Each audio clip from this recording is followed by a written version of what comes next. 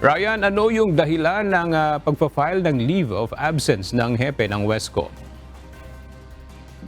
Personal reason. Ito ang dahilan ng pag-leave ni Vice Admiral Alberto Carlos. Ito ang ipinahayag ng Armed Forces of the Philippines ngayong araw dito sa Laguagia, Ilocos Norte.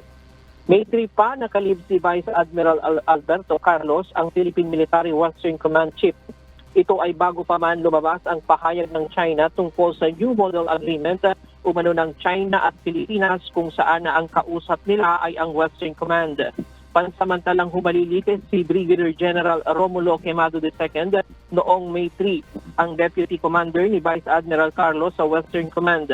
Pero nito lamang May 6 ay itinalaga si Rear Admiral Alfonso Torres na pansamantalang mamumuno sa Western Command habang nakalib si Carlos. Hindi sinabi ng AFP ang hanggang kailan na mananatiling nakalib si Vice Admiral Carlos. Pero ayon sa AFP, irespeto na lamang ang dahilan ng paglilib ni Carlos.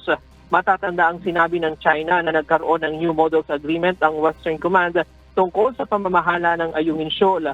Ang kasunduang umanong ito ay may basbas ng National Defense at NSC, subalit nauna na itong pinabulaanan ni Defense Secretary Gibu Chodoro at National Security Advisor Eduardo Anyo.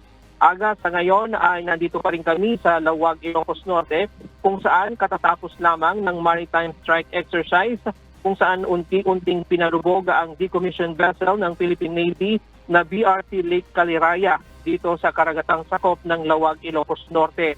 Sa pamamagitan niya ng pinagsanib na puwersa ng US at Philippine Sea, Air at Land Assets. At yan muna ang latest mula dito sa Lawag City. Balik tayo, Aga. Salamat, Ryan Lacanlale.